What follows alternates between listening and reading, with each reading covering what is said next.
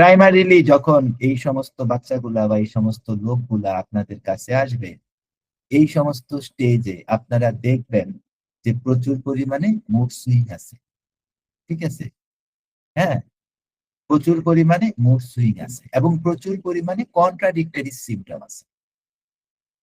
Rectum O cancer of রেকটার্মে প্রচুর ব্যথা হওয়ার কথা, তার কাছে কিন্তু কোনো ব্যথা নাই। ক্যান্সার অফ রেকটার্মে পায়খানার রাস্তার থেকে সিগময়েড কোলন হইয়া উপর পর্যন্ত, ঠিক আছে, মানে জ্বলা যাওয়ার কথা, তার কাছে কোনো জ্বলা নাই। অ্যাসাইটিস এর রুগীতে দেখবেন অ্যাসাইটিস পেটে পুইরা, মানে পেট ভরা পানি কিন্তু পেট নরম। প্রচুর পরিমাণে কন্ট্রাডিক্টরি, প্রচুর পরিমাণে প্যারাডক্সিক্যাল সিমটম দেখবেন।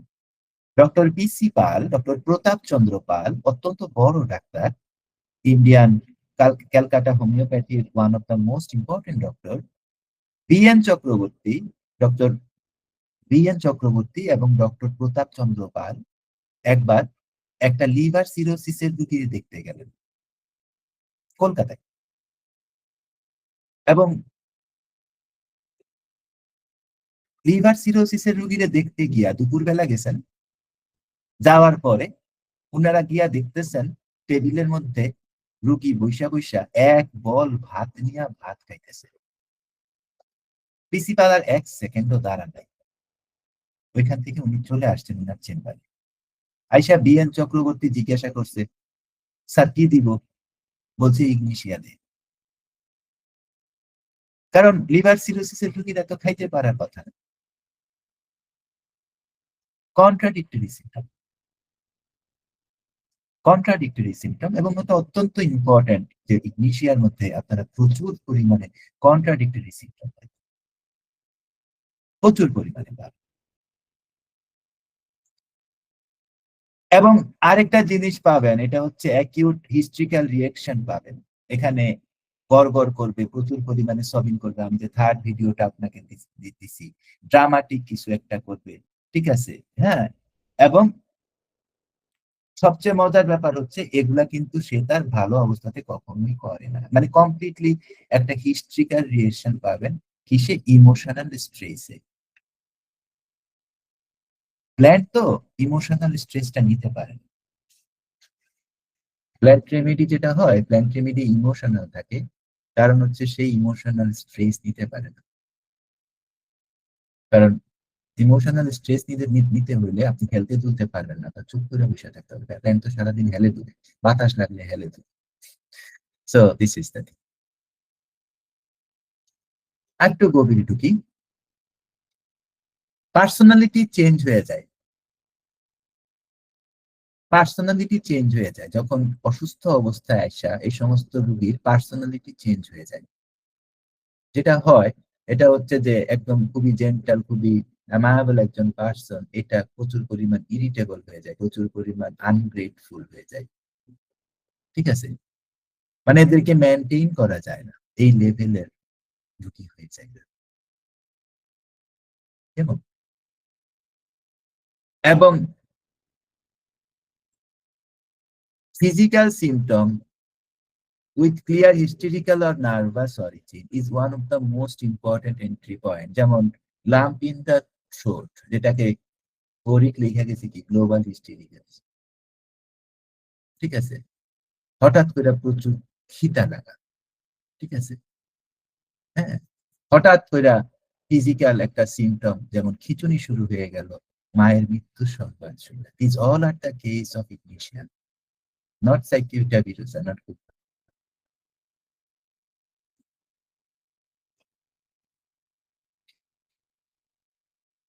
তখন রোগীগুলা কি হয়? তখন রোগীগুলা প্রচন্ড রকম হাইপার সেন্সিটিভ হয়ে যায় এই অসুস্থ অবস্থায়। আপনারা জানেন যে স্ট্রাইসিন যে সমস্ত মেডিসিনের মধ্যে আছে, সেই সমস্ত মেডিসিন কোনো ধরনের নয়েজ সহ্য করতে পারে না, যেমন নাক্স কোনো নয়েজ সহ্য করতে পারে না। এবার যদি ডিস্টার্ব, স্মেল সহ্য করতে পারে না, নাক্স ক্রাউড সহ্য করতে পারে না, অতিরিক্ত মানুষ সহ্য করতে পারে। তো এটা খুব ইম্পর্টেন্ট, ইগনিশিয়ার মধ্যেও আমরা ওই মানসিক অবস্থায় এটা আমরা পাই। ঠিক আছে? এটা তো আমি বলছি। এবার আরেকটু ডিপে আমরা চাই। মানুষের জীবনে তো সবসময় অঙ্ক মিলে না, ঠিক আছে? তো ইগনিশিয়ারও সবসময় যে অঙ্ক মিলবে, কাউরে ভালোবাসা বিয়ে করলে সেই যে তার ভালোবাসার পাত্রটা যে তাকে কখনো দুঃখ দিবে না, এটা তো হয় না। এবং এই ক্ষেত্রে কাহিনীটা কি হয়? সো ধরেন আপনি একটা মানে ইগনিশিয়া মেয়ের প্রেমের মধ্যে পড়ছেন। এই মেয়ে করবে কি? এই মেয়ে কমপ্লিটলি আপনার সবকিছুতে আপনাকে খাইয়া ফেলতে চাইবে। লিটারেলি আপনাকে খাইয়া ফেলতে চাই। সে আপনাকে তার সাথে অনেক ওয়াইফ, অনেক হাজবেন্ড দেখেন না যে বন্ধুদের আড্ডায় যাইতে হইলো ওয়াইফকে নিয়ে যাইতে হয়। কারণ ওয়াইফরা তাদেরকে অলমোস্ট বাধ্য করে। অনেক আছে। আমি একজনকে চিনি। আমাদেরই এক বন্ধু আছে। এই কারণে আমরা ওকে কখনো বলি না। আমরা যদি কোথাও যাই। কারণ আমরা ব্যাচেলার্স পার্টি করি। ব্যাচেলার্স পার্টির মধ্যে মহিলাদের তো কোনো মানেই হয় না। ঠিক আছে? অনেক ওয়াইফ দেখেন না যে সারাদিন পুরুষদেরকে ফোন করতে থাকে। ২ টা কারণে করে। একটা হচ্ছে কন্ট্রোল করার কারণে বা সার্ভিলেন্স এর কারণে বা ভিজিলেন্স এর কারণে। আরেকটা হচ্ছে স্টেট এর কারণে। তখন আয়েশা ওই মহিলাটা ওই পুরুষটারে বলতে থাকে যে মানে আমাকে মানে সরি মানে আমি তোমাকে দিয়েই আমার সমস্ত সুখ পূরণ করব। তখন পুরুষটা মনে করে যে আমি এটা তো সম্ভব না একটা মানুষকে দিয়ে তার সমস্ত সুখ পূরণ। মানে সে একটা এক্সট্রা বন্ডেজ এর মধ্যে বসছে। ওই পোলা যদি ফসফরাস টাইপ হয়, ওই পোলা কি করবে? ওই পোলা ইমোশনাল স্ট্রেইন ফিল করবে। ওই পোলা যদি ব্ল্যাক অ্যাসিড টাইপের, ও তো থাকবেই না। সম্ভব না। তো এই ঝামেলাটা কিন্তু ইগনিশিয়ার মহিলারা করে, ইগনিশিয়ার প্রেমিকারা করে এবং বেশি করে। হ্যাঁ, আপনি মানে এটা খুব কমন, এটা অত্যন্ত কমন, এটা খুবই বেশি করে। এবং আরেকটা জিনিস ইগনিশিয়ার রুগীরা করে, এবার ইংলিশের রুগীদের কথা বলি, ঠিক আছে? যে তারা যখন দুঃখ পায়, স্পেশালি বাচ্চারা, ঠিক আছে? বাচ্চারা যখন বড় ধরনের দুঃখ পায়, তখন তারা কি করে? তাদের ফিজিক্যাল সিম্পটম আসার আগে তাদের কিছু মেন্টাল সিম্পটম আসে। তারা হয়তো খাবে না। যেমন ধরেন ফিয়ন্সের সাথে কোনো ঝামেলা হইছে বা ছোট, ছোট ২ টা বাচ্চা প্রেম করতেছে। আজকে প্রেমিক ফোন ধরতে পারে নাই। এই কারণে প্রবলেম হচ্ছে। তখন সে খাবে না। তখন তার ফিজিক্যাল সিম্পটম আসবে। ঠিক আছে? এবং এটা খুব ইন্টারনালাইজড ফিজিক্যাল সিম্পটম আসবে। আনআর্টিকুলেটেড থাকবে। কেমন? আনআর্টিকুলেটেড থাকবে। এবং ইগনিশিয়ার আরেকটা বড় জিনিস হচ্ছে সিবলিং রাইভারি। সম্ভবত এই যে ভাই-বোনদের মধ্যে যে একজন আরেকজনকে হিংসা করে, সম্ভবত সবচেয়ে বড় মেডিসিন ইগনিশিয়া। এবং সেটা ইয়া লেভেলও হইতে পারে। গোপন ভাবেও হইতে পারে, সেটা ইয়েতেও হইতে পারে। অনেক, অনেক কেস আছে এগুলা ইগনিশিয়ার মানে অনেক মানে ইয়া করছে যে ছোটটা বড়টারে মারে, বড়টা ছোটটারে মারে। ঠিক আছে? ছোটটা বড়টার পেন লুকাইয়া ফেলে, পেন্সিল লুকাইয়া ফেলে। এই সমস্ত আছে না? এগুলা সব কিন্তু ইগনিশিয়ার কেস। At least we should start the case with ignition. Siblings rivalry ২ বা ৩ টা বাচ্চা হইলে। ঠিক আছে? যেটা হয়। হুম? এবং অ্যা এক ধরনের বাচ্চা আছে যে এই ভাই-বোনের সাথে রাগারাগি কইরা বা বাবা বা মা যাতে তাদেরকে শাস্তি দেয়, এই কারণে তারা খাওয়া বন্ধ করে দেয়। এটাও ইগনিশিয়ার কেস। যখন আমরা ডাক্তাররা যখন রোগীদেরকে জিজ্ঞাই যে, "আপনি তো জানতেন যে আপনার হাসব্যান্ড ক্লাবে ইয়া করে, আপনার হাসব্যান্ড।" আমি একটা রুগী সামলাইছিলাম ১.৫ বছর। এই ছেলে কি করে? এই ছেলে এই মোবাইলের মধ্যে বইসা মহিলাদের আজে-বাজে ছবি দেখে। মানে মহিলাদেরকে ভিডিও কলে আজে-বাজে বিশাল গ্যাঞ্জাম। হাসব্যান্ড ওয়াইফ ডিভোর্স হয়ে যাওয়ার কাহিনী। এর মধ্যে দিয়া এই পোলার বাচ্চা হয় না। মানে সিত্তিসান অবস্থা। ঠিক আছে? সো আমি ওই মহিলারে জিজ্ঞাসা করতেছি যে আপনি তো জানেনই এত কিছু। তো আপনি বইসা আছেন কেন? মানে আমার আমি তো সরাসরি বলতে পারি না। তা আপনি তো ঘোড়ার ডিমগুলা জানেনই। তা আপনি বইসা আছেন কেন? It's not a act of irrational. তো মহিলা আমারে কয় যে আমি তো জানি আমার ভুল হচ্ছে। আমি বের হইতে পারতেছি। আরেকজন মহিলা আছে, আরে এই মহিলারে আমার তুলতে ২ বছর সময় লাগছে। এই যে রুটি বেলে, রুটি বেলার বেলানি দিয়া ওরে মাইরা পুরা বডির মধ্যে, হাতের মধ্যে, পায়ের মধ্যে, হিপ জয়েন্টে, পিঠে হেয়ারলাইন ফ্র্যাকচার হইছে এই মহিলার এই পর্যন্ত। মানে যখন আমার কেস শেষ হইছে, আমি রিপোর্ট করতে অস্থির। ওর একটা সফট টিস্যু এমআরআই করা হয়েছে। ওর পেইন কন্ট্রোল করা যাচ্ছে না দেখে সেখানে সফট টিস্যু এমআরআই তে ওর হেয়ারলাইন ফ্র্যাকচার হচ্ছে ২৬ টা। পরে ওই রুটির বেলানি দিয়া মাইরা ওই ওর বডির মধ্যে হেয়ারলাইন ফ্র্যাকচার করে ফেলছে ছোট, ছোট। বয়স কম তো। এই কারণে ফ্র্যাকচার গুলা বাড়ে নাই।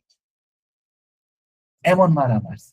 আমি কি আপনি বের হইতে পারতেছেন না কেন? আপনার সমস্যাটা কি? আপনি একটা মাস্টার্স করা ঢাকা ইউনিভার্সিটির মহিলা। আপনি বাইরে বিয়ে করতেছেন না কেন? এই ১ ঘন্টা মহিলাকে জিজ্ঞাসা করার পরে মহিলা আমারে কয়, "এটা আমার ভাগ্য।" কোন কিরকম লাগে? So I asked myself that who can be more irrational, who can be more stupid, and who can be more bullshit than this patient? ২ বছর লাগছে আমার এই হেয়ারলাইন ফ্র্যাকচার করতে। কি মনে করেন? ২ বছর এটা গেছে। আমার ভাগ্য, হ্যাঁ? আমার ভাগ্য। আমার কাছে যখন কেউ বলে না যে এটা আমার ভাগ্য, আপনি বিশ্বাস করেন এটা আমার পোলাপান আমার সামনে বললে আমি থাপ্পড় দিয়ে উঠি। আমি কিন্তু আমার পোলাপানকে কখনো মারি। ভাগ্য আবার কি? ভাগ্য বলে কিছু নাই। ভাগ্য হইছে আমি যেটা চাই সেটা আমি। সো এইভাবে করতে আইসা ডিসইন্টিগ্রেটেড রিলেশনশিপ এর যে রিলেশনশিপটা আগাও থাকে না, মিথ্যাও থাকে। সো ২ টা সরি একটা কাপল ২ জন চাকরি করতেছে, সেক্স করতেছে, ঘুরতেছে, শপিং করতেছে, সব করতেছে। কিন্তু ২ জন ২ বেডে থাকতেছে। একজন আরেকজনের অনেক পছন্দ করে। পছন্দর আবার সোশ্যাল ব্যারিয়ার আছে। সোশ্যালিও সবাই জানে তারা খুব ভালো কাপল। ঠিক আছে? কিন্তু রিলেশনটা ডিসইন্টিগ্রেটেড রিলেশন। আচ্ছা এখন আমাদের ভাবতে হবে কেসটা কেন ডিসইন্টিগ্রেটেড রিলেশনশিপ? এই যে থাকতেছে, খাইতেছে, শুইতেছে কিন্তু রিলেশনশিপ ঠিক নেই। তাহলে কেসটা কেন এই যে আমরা বলতেছি ডিসইন্টিগ্রেটেড লক্ষ লক্ষ লোক আছে এরকম থাকা শুরু লক্ষ লক্ষ আমার কাছে তো মনে হয় ১০-১৫ জন পেশেন্ট হাজবেন্ড ওয়াইফ এক বাসায় থাকে, এক ঘরে থাকে, এক রুমে থাকে না। ঠিক আছে? তাদের মধ্যে আবার ফিজিক্যাল কনট্যাক্ট ও হচ্ছে। তারা আবার ঘুরতেও যাইতেছে। কিন্তু কেউ কারো কোনো খবর জানে না। টাকা-পয়সার কথা ছাড়া তেমন কোনো কথাই হয় না। কারণ হচ্ছে এখানকার মধ্যে কেউ কাউরে ছাড়তে পারতেছে না। সবাই একটা আশা নিয়ে বইসা আছে। ওই যে আমার ভাগ্য। সবাই একটা আশা নিয়ে বইসা আছে। এটা কবে ঠিক হবে? তা আমার কাছে এক আপু আসছে। আমি বলছি, "এটা তো জিন্দেগি তো ঠিক হবে।" আমি বললাম, "আপনি কত ইগনিশিয়া কনফার্ম করছি কিনা?" ইগনিশিয়া সবসময় ইরেশন। ইগনিশিয়া সবসময় স্টুপিড। ইগনিশিয়া সবসময় মানে গবেট। গবেট বুঝেন তো না? গবেট। কয় আমার মৃত্যু পর্যন্ত ওয়েট করবো। আমি কি আরে শালা মৃত্যু পর্যন্ত কত মানুষ কত বুড়ো হয়ে মানে মানুষ কতবার মরবো মৃত্যুর আগে? এই মৃত্যু পর্যন্ত ওয়েট করবো। Husband wife separation. এক ছাদের নিচে সেপারেশন। ২,০০০ স্কোয়ার ফিটের বাসার মধ্যে ৩ খান বেড, এক বেডে হাসব্যান্ড থাকে, আরেক বেডে ওয়াইফ থাকে। মাইয়া তো এখন গিয়ে অস্ট্রেলিয়ায় পড়ে। সারা বাসার মধ্যে কথা নাই। বাসার একটা কবরস্থান। মৃত্যু পর্যন্ত ওয়েট করতেছে। This is